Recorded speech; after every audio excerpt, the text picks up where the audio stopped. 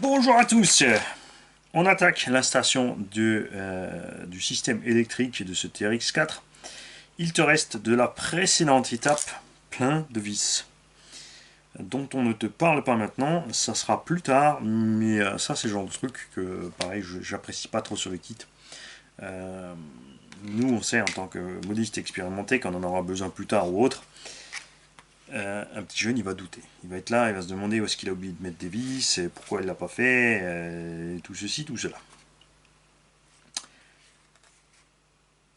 Ce qui est bien, c'est que ça te fait contrôler ton châssis, et que tu peux, le cas échéant, regarde, hop, en prendre deux, que tu n'as pas mis de l'autre côté.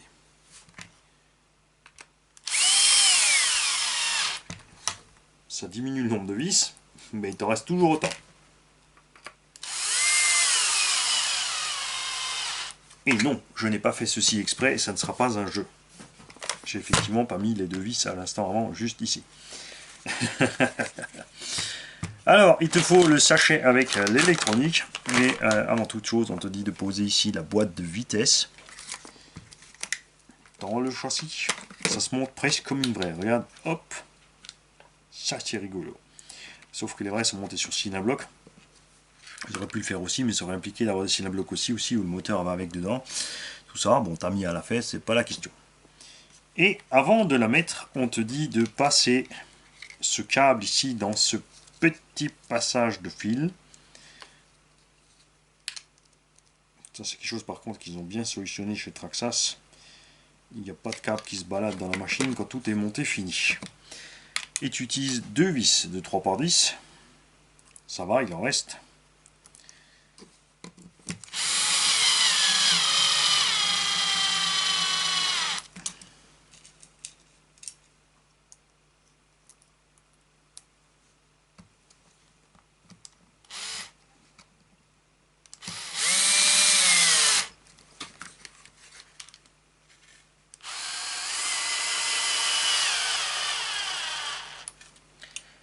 Voilà.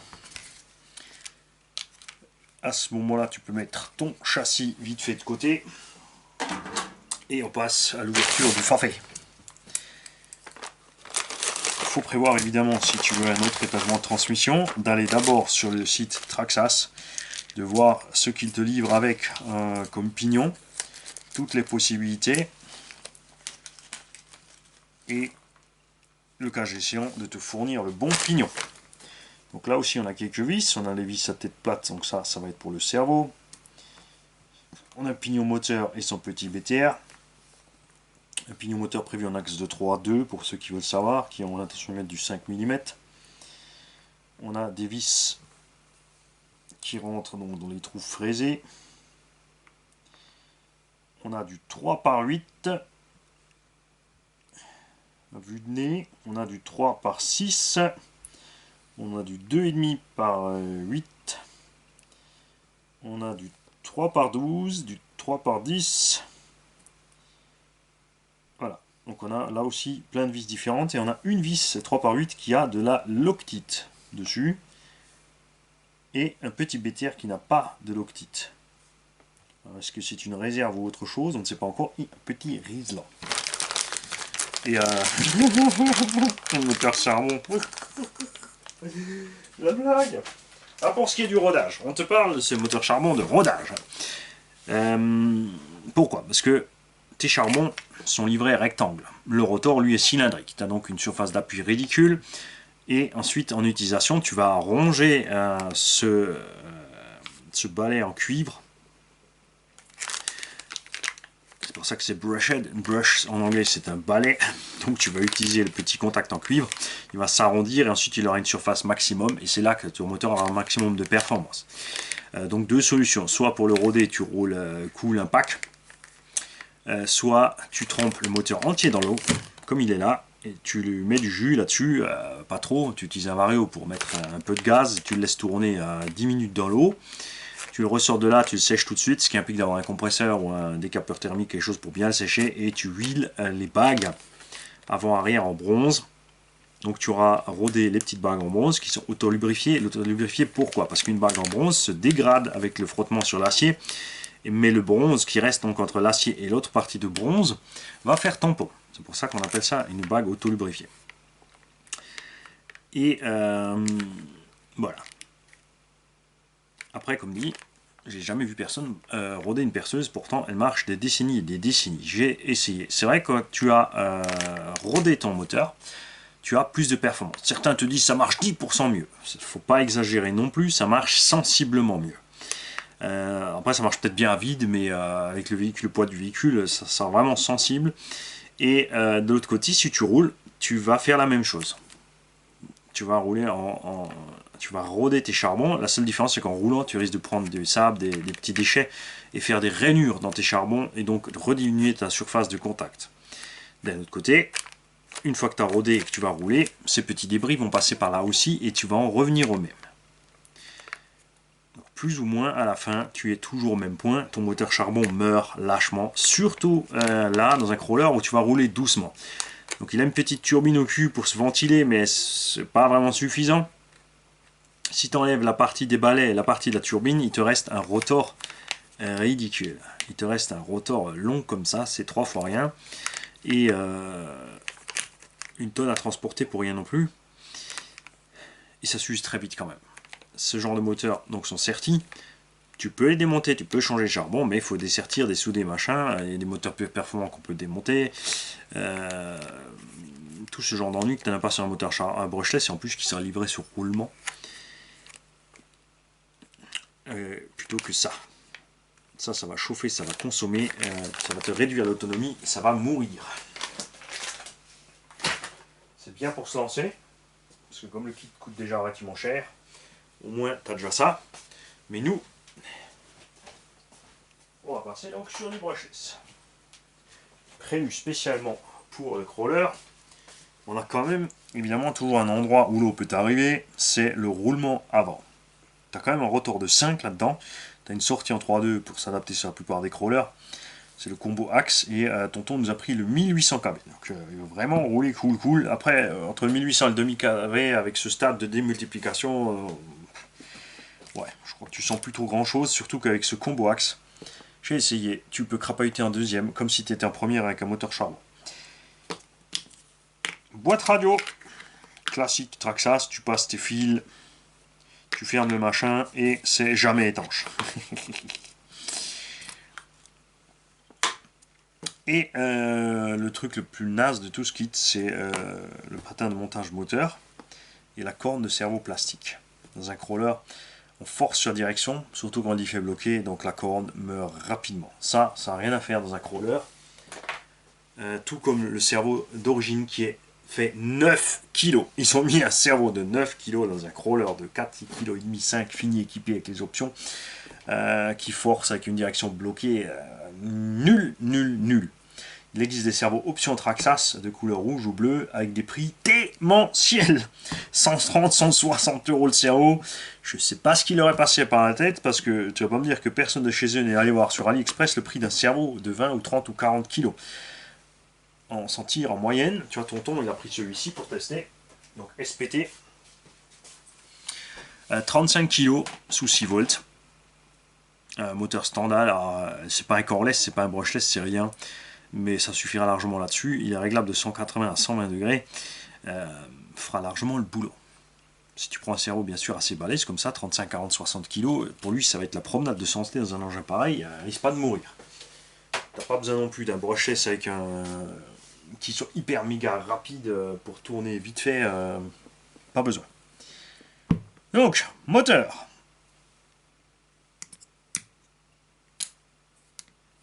Tu as des petits crans pour te dire où tu dois mettre les vis. Et ils te disent de mettre ça dans le petit C, qui est donc le pignon d'origine, fourni avec,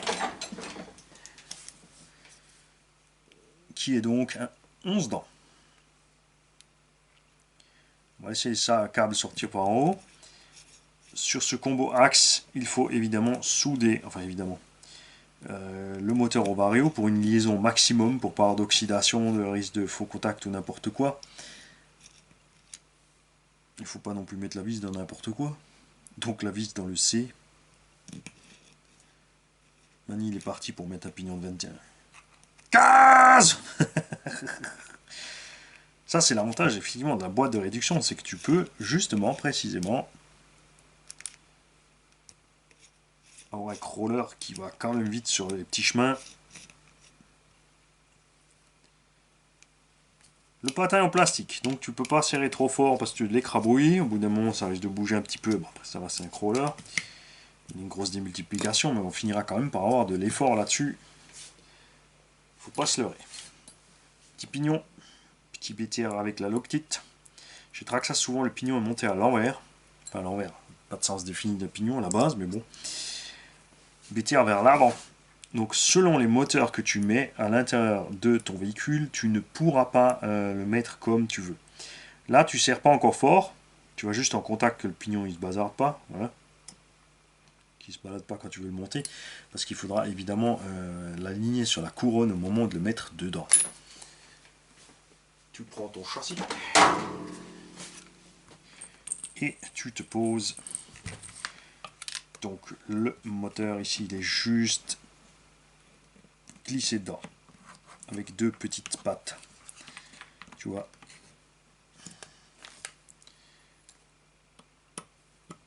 Et regarde. Tu peux pas le monter ici, donc le pignon à l'envers comme sur l'axe prévu par Traxxas.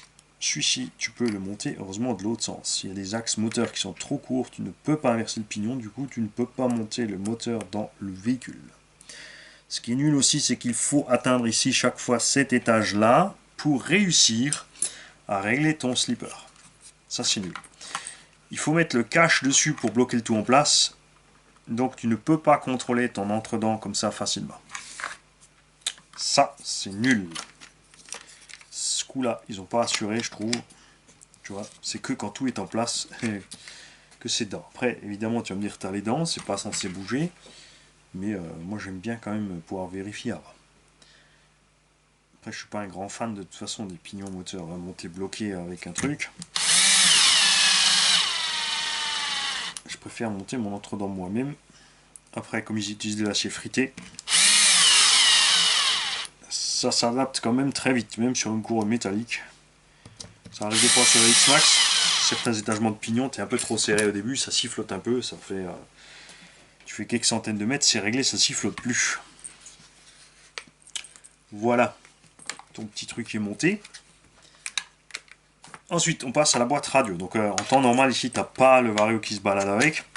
Là, il se balade avec, tout simplement parce qu'il est déjà soudé dessus en place.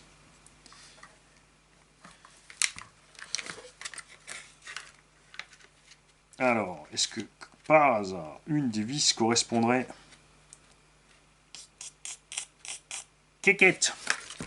Ça correspond pas. C'est pas ma voiture, je vais pas m'amuser à percer des petits trous dans le châssis pour fixer le Vario. Surtout qu'il te livre plus la petite plaquette avec pour fixer les Varios sur le véhicule, ça c'est dommage. Là, si tu veux le faire, c'est simple, tu te prends un bout de carton, tu le mets en dessous et tu te fais ton petit gabarit. Et tu sais quoi? On va le faire. On va le faire autrement. On va prendre le petit feutre blanc de Tonton Goloc, qui va sûrement être content de pouvoir aider sur un kit de crawler, parce qu'il aime ça aussi.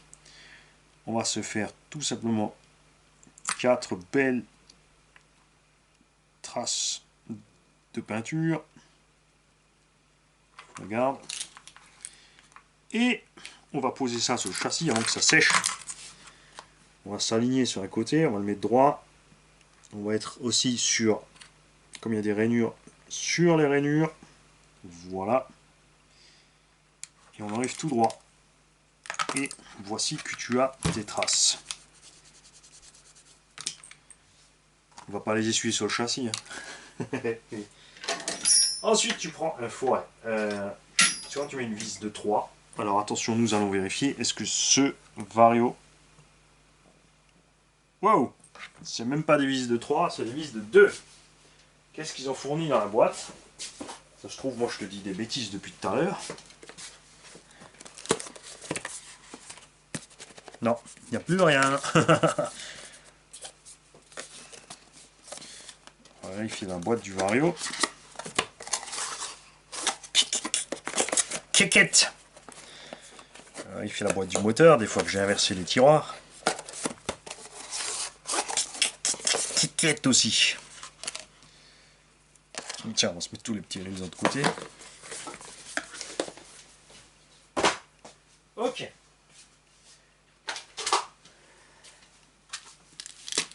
On va checker. Là-dedans, ils ont mis soit des vis de 2. Est-ce que j'ai des vis de 2? Ou est-ce qu'ils ont mis 4 petites vis d'électronique, donc auto-taradeuse? C'est du 2. C'est fixé avec des vis M2. Alors après, tu fais attention. La longueur des vis est limitée. Si tu peux pas mettre des vis trop longues. Et il ne faut pas non plus aller taper de l'autre côté dans l'étage électronique à forcer. De toute façon, enfin normalement tu n'y arriveras pas. Je pense que le filetage va s'arracher avant que tu aies traversé quand même le bins. Alors est-ce qu'on a suffisamment de vis de la bonne longueur?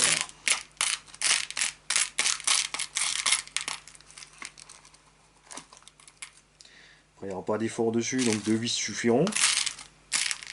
De toute façon, on va aussi mettre quand même le petit double face entre les deux. Hein. Faut pas forcer sur le matos.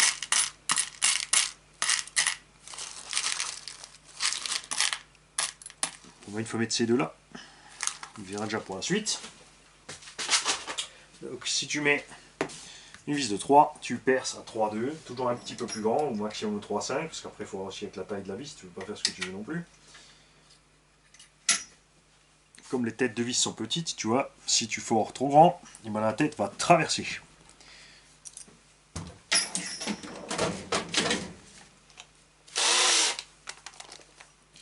Voilà. Là je vais vite me mettre à côté, pas percer sur mon tapis. Ça fait pas, je suis toujours là.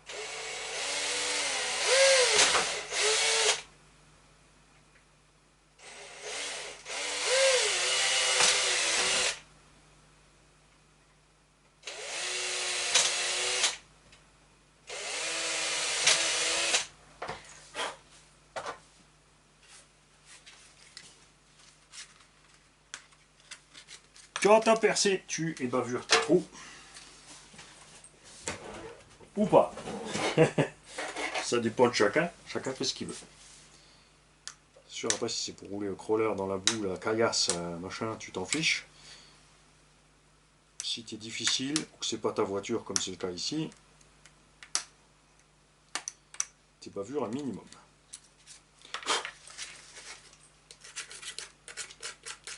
Il faut savoir que les bavures aussi, surtout que là on est dans le plastique, tu vas mettre ta vis, tu vas choper ta bavure, et quand tu vas vouloir fixer de l'autre côté le vario, tu risques en plus de coincer un bout entre les deux et de faire foirer plus vite le piletage dans le plastique. Si c'est fragile. Si c'est solide, tu verras que du feu.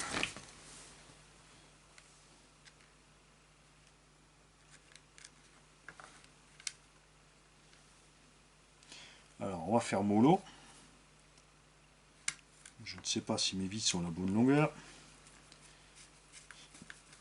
1 et 2. Ouais, j'ai fait les trous aux bons endroits, ouais.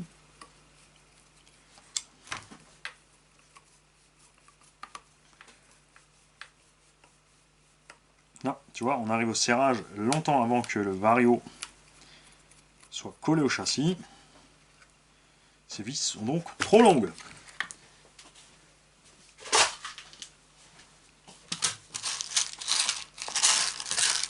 Petite vis. Je sens mal, ça va finir. Ça va finir à la cruciforme. Bé. Après c'est pour rire, hein, toujours. C'est juste que j'aime pas le mélange cruciforme BTA. Enfin j'aime bien que tout soit uniforme. Après à la fin ça change rien. Une vis Ça maintient. La petite deuxième.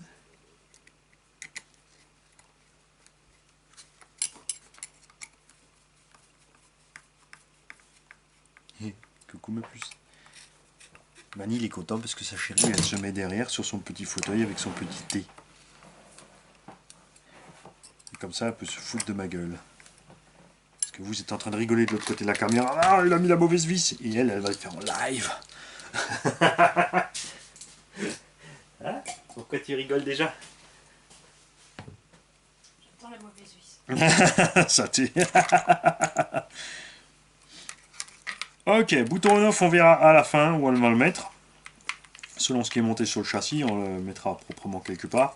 Enfin, un petit support. J'ai oublié de demander tonton Benoît ce qu'il veut comme prise. Donc on va laisser pour l'instant ceci de côté. Et on va monter les boîtes à caca, la boîte radio. Alors, celle-là, elle est vissée par le dessous, ici. L'avant du modèle est là, ils te mettent une petite flèche, ils te le disent, c'est de ce sens. Ce sens. Ça commence. Pour les mettre, on a fait 3 fois 6. Il s'est trompé. Et maintenant il a pris la mauvaise vis. Ah oui, c'est vrai en plus. Concentré. C'est vrai en plus. J'ai 3 fois 8 tête bombée et Mani il a pris les 3 fois 10 fraisés.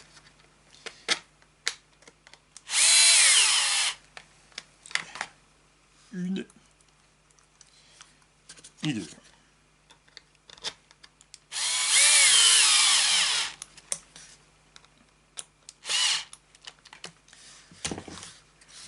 Voilà.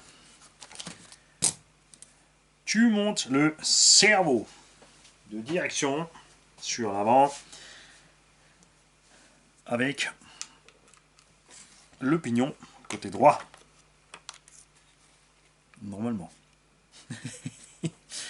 Je vais regarder. Et perdu. C'est un gauche. C'est un gauche, puisque le câble sera à gauche et il longe ensuite le châssis avec les points de fixation qu'on a ancrés tout à l'heure. Exact. Là, il y a plusieurs écoles pour le montage de ces cerveaux. Il y en a plein qui aiment bien mettre les cils à bloc. C'est vrai qu'au début, j'aimais bien mettre les cils à bloc aussi. Mais c'est bien sur des cerveaux fragiles. Et le fait est que quand un cerveau méchamment balèze comme ça,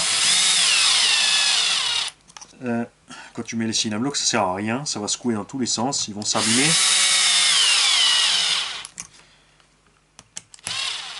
Ça va bouger sur les pattes de fixation et tu vas tout arracher. En outre, ces vis plates Traxa sont ici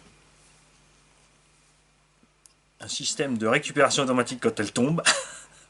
T'as fini de te poiler toi là-bas derrière. Une gorge qui va exactement dans l'encoche du cerveau. La patte. Pardon? Si on a pris la bonne vis. Si on a pris la bonne vis. Et d'ailleurs, elle va me mettre ça dans la tête tout le montage du kit.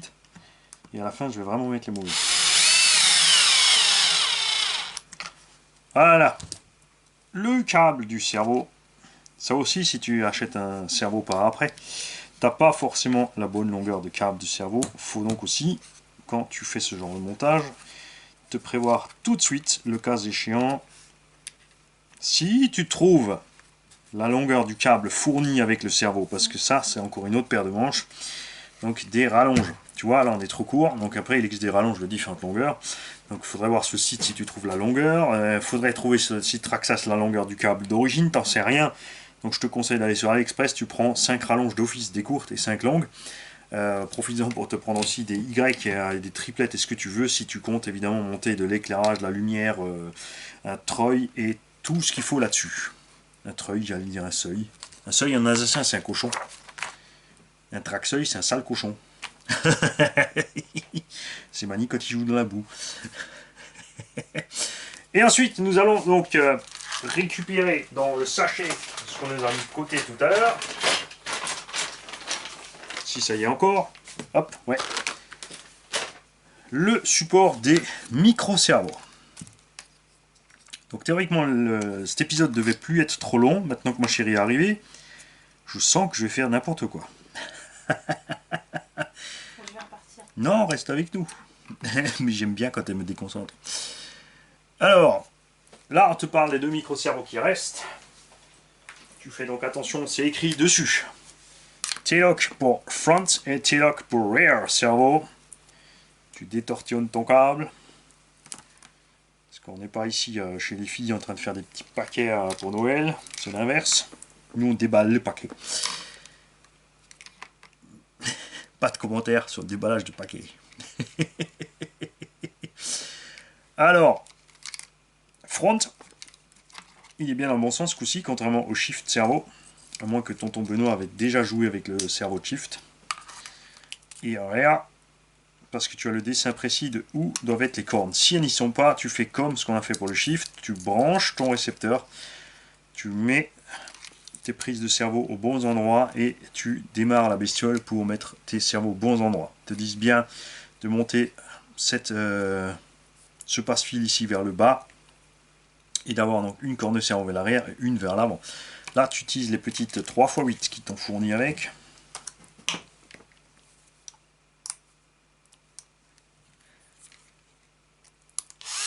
Alors, je sais pas vous les mecs, mais moi ça m'impressionne toujours, les filles, quand elles sont assises quelque part, elles sont toujours dans des positions pas possibles. Elles ont les jambes à côté de la tête, tranquille, pliées dans tous les sens.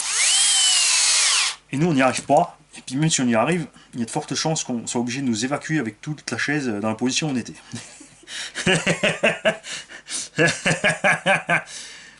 Alors, partout 3x8. Et ben, j'ai plus assez de 3x8. Alors ça, c'est funky. Il nous reste une 3x8 qui a un petit peu de loctite dessus et il nous manque une 3x8. Ça, c'est rigolo. C'est vraiment funky. Et j'ai pas d'autres vis avec, à moins qu'il y en ait dans la... Non, pas dans le sachet là. Très bien. Qu'est-ce qu'on a fixé avant? On a fixé le cerveau ici. Et là maintenant on va voir, puisque par habitude j'ai pris les 3.8 pour le cerveau, et ça se trouve le cerveau de shift n'était pas affixé avec du 3.8. Si, parce que ça a été fait au moment de monter la boîte. Donc déjà on ne s'est pas trompé de ce côté-là. C'est sûr. Là non plus je ne s'est pas trompé. Là on n'a pas utilisé les vis du kit. Le cerveau était fixé autrement.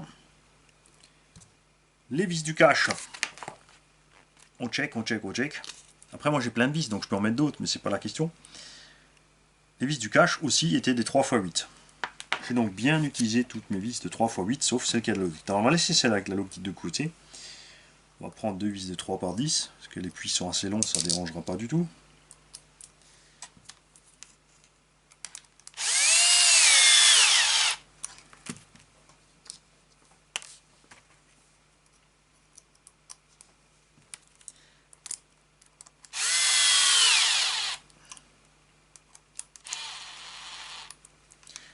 D'habitude encore elle a son petit livre avec, et là elle est venue juste avec sa tasse de thé, ça veut dire qu'elle est 100% venue pour se foutre de ma gueule. Les câbles, tu passes là-dessous, ils ont fait un peu de couture quand même là. Hein.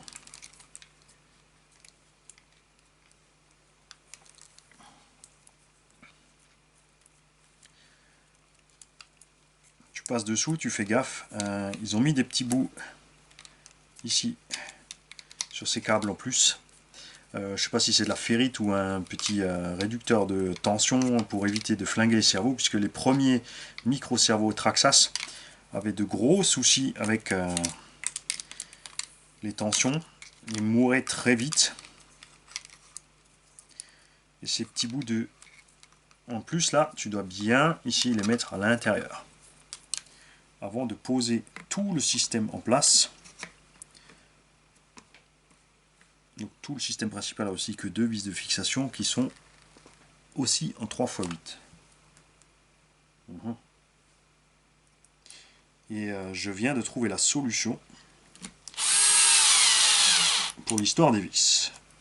J'ai mis des vis de 3x6 dans le premier cerveau et non pas du 3x8. Faites gaffe en serrant de ne pas coincer les câbles. Hein. Vous plantez pas les mecs. Regarde. Là, j'ai mis du 3x6 au lieu du 3x8.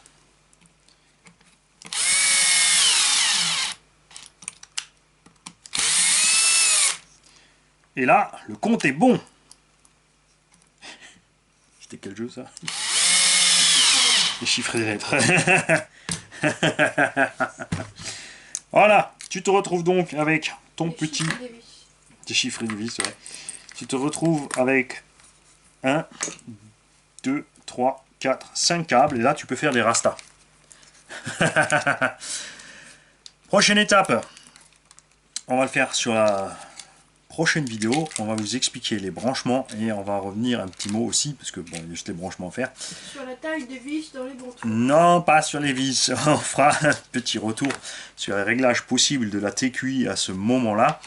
Et tiens, on va installer encore le bac à batterie. Tant qu'on y est. Parce que je sais pas pourquoi ils attendent de le mettre au dernier moment. On va voir qu'est-ce qu'ils nous font passer. Où est-ce qu'ils nous font passer les deux câbles, donc du récepteur, pas du variateur et du servo de shift. Ils passent ici au milieu. Il n'y a rien là, il n'y a rien là. Ah, ils te le font passer en fait à l'intérieur de la pièce qu'on vient de monter. Ce qui veut dire qu'il faut les passer d'abord pour que les câbles restent ici en bas. Il faut d'abord passer les câbles dans cette gaine là. Nous on va pas faire ça, c'est ce que j'ai fait aussi sur le Bronco, je les ai laissés à l'extérieur, ce qui permet d'atteindre ou d'intervenir sur un des deux autres systèmes sans devoir démonter les deux autres servos ici. Les câbles sont de toute façon largement assez longs, ils sont coincés sous le bac à batterie, et donc ici l'erreur à ne pas faire, c'est sous le bac à batterie, ça ce sont les vis qui te restent précédemment de l'étape précédente. C'est un peu con ce que je viens de dire. C'est que le bac à batterie utilise donc les vis qu'il te reste de côté. Et là, tu te dis pourquoi est-ce qu'ils n'ont pas fait tout de suite l'assemblage au préalable du bac à batterie. Mystère.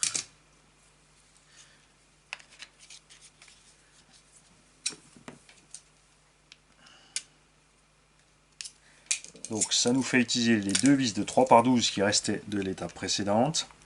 Une des vis spéciales pour aller ici dans la charnière.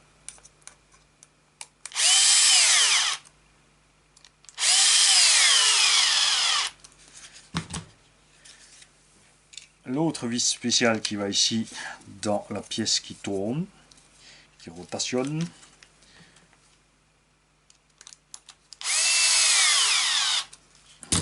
Voilà.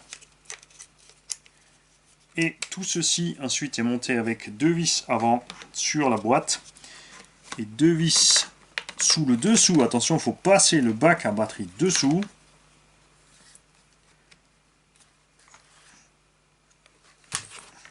Dans le châssis. Dans les rainures du châssis. Et là, tu te demandes pourquoi ils t'ont pas fait faire ça avant. Parce que ça n'aurait pas dérangé qu'il soit là derrière. Vu qu'il y a les passe-fils qui t'embêtent pour le mettre dedans. Alors c'est pas très grave, ça passe, tu as pu le voir. Donc, tu fais gaffe ici aux câbles, tu ne les écrabouilles pas. Tu utilises par contre les deux vis FHC qui t'ont livré avec cette étape-là.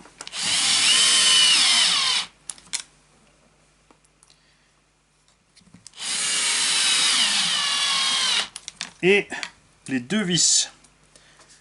Là, vous allez me dire, ah, il a même pas sur la page du kit, comment il fait? Enfin, c'est un petit peu logique. Là, tu as les 3x12, effectivement, je confirme, qui vont passer là-dedans. Dans l'arrière du bac.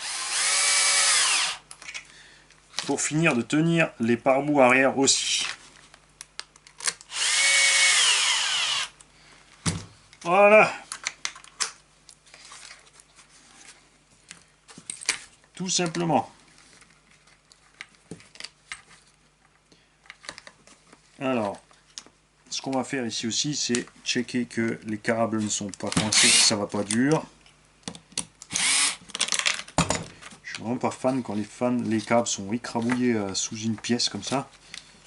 Voilà. Ils sont bien libres.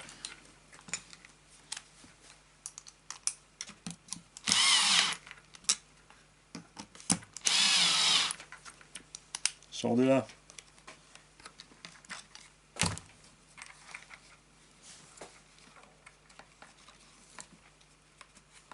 Tiens, je vais pas vérifier sous le bac à batterie, au niveau du dessin. Non, ils n'ont rien prévu dans le bac à batterie pour le passage des câbles.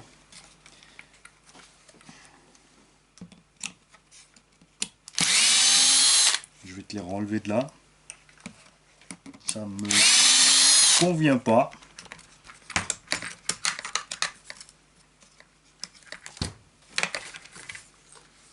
Et on va regarder en dessous. Oh, ils ont vraiment rien prévu. Tu as d'un côté, tu as le shift. Et si tu es de l'autre côté, tu as le cardan. C'est pas censé aller toucher jusque là-bas, mais il suffit que quelque chose se desserre et adios les fils. Donc moi je vais passer les fils devant, ici. Et pas tout simplement en plein milieu. Voilà, là ils ont du jeu, ils sont libres, ils sont loin de toute pièce en mouvement.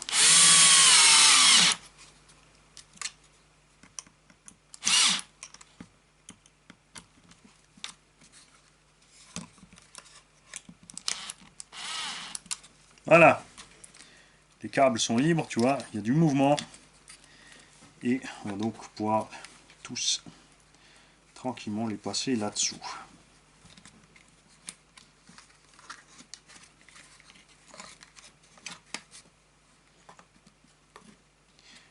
Avec une rallonge pour le câble servo de direction.